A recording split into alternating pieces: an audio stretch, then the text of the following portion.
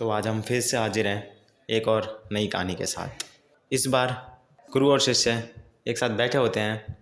शिष्य अपने गुरु से प्रश्न करता है कि असली सन्यासी इस दुनिया में कौन है जिसे हम असली संत या योगी माने। तभी गुरु एक कहानी सुनाना शुरू करते हैं। एक बार एक सन्यासी श्री कृष्ण से मिलने उनके गांव आता है, लेकिन गांव में पहुंचने के लिए एक नदी को पार करना होता है। क्योंकि वो मौसम बरसात का था, इसीलिए वह नदी अपने उफान पे थी, जिसके कारण सन्यासी उस नदी को पार नहीं कर पाया। चूँकि नदी उफान पे थी, इसलिए वहाँ पर कोई भी नाव भी नहीं चल रही थी। तभी गांव वालों को चिंता होने लगी कि सन्यासी ने बहुत दिनों से कुछ भी नहीं खाया, तो उनके लिए भोजन का प्रबंध करना होगा। तभी गांव की कुछ स्त्रियां श्री कृष्ण के पास गईं और इस व्यथा के बारे में बताया। श्री कृष्ण ने उनको उत्तर दिया कि जाओ और नदी के सामने बोलना, अगर वह सन्यासी आज तक भूखा है, यदि उसने अब तक उपवास किया हो तो तुम उसे रास्ता दो, तो नदी को तुम्हें रास्ता दे देना चाहिए। क्योंकि यह बात श्री कृष्ण ने बोली थी, इसलिए गांव की स्त्रियां मान गईं और सन्यासी को खाना देने चल दीं। जैसे ही वो नदी पर पहुंची, तभी उन्होंने बोला, अगर ये सन्यासी पूरी ज़िंदगी से भूखा हो, यदि आज तक इसने उपवास करा हो, तो नदी हमें रास्ता दो।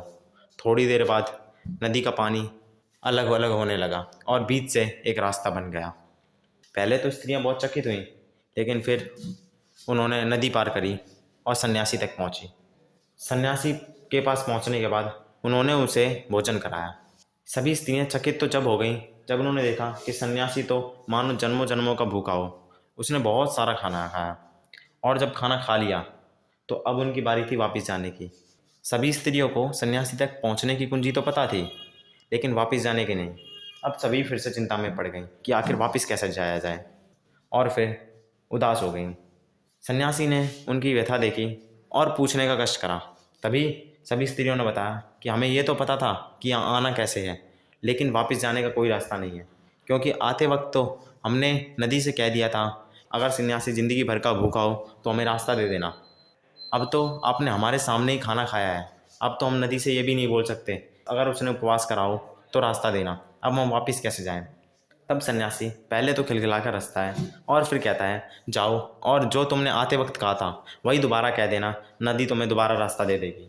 आखिरकार कोई और चारा न था और इसलिए स्त्रियों ने उस सन्यासी की बात मान ली और वापस जाते वक्त फिर से वही बोला जो आते वक्त बोला था कि हे नदी, अगर सन्यासी ने ज़िंदगी भर उपवास करा हो और अगर अभी तक एक भी अन्न का दाना ना खाया हो तो हमें रास्ता देना।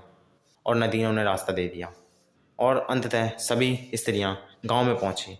लेकिन गांव में जाने के बाद सबका बस एक ही प्रश्न था, सन्यासी ने तो हमारे सामने भोजन करा, लेकिन फिर भी वो उपवास कैसे रह सकता है। फिर श्री कृष्ण उन्हें समझाना शुरू करते हैं कि असली सन्यासी की यह निशानी है कि वह भोजन तो करे, लेकिन भोजन उसके मन को ना छू पाए।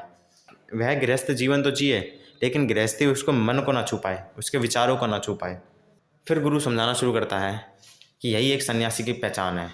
तुम सारे काम करो जो एक गृहस्थ को करने चाहिए, लेकिन वह गृहस्थी तुम्हारे विचारों में नहीं पहुंचनी चाहिए, उससे तुम विचलित नहीं होने चाहिए। जिस प्रकार से वह सन्यासी खाना खाकर भी भूखा था, उसी तरह तुम्हें भी करना है। तुम्हें सारे वो काम करने हैं जो जीवन व्यतीत करने के लिए ज़रूरी हैं, लेकिन कभी भी उनमें आसक्त नहीं होना। और यही एक असली सन्यासी की निशानी है। ऐसे ही तुम एक अच्छे और सच्चे योगी बन सकते हो। और अंततः शिष्य को अपना उत्तर मिल गया।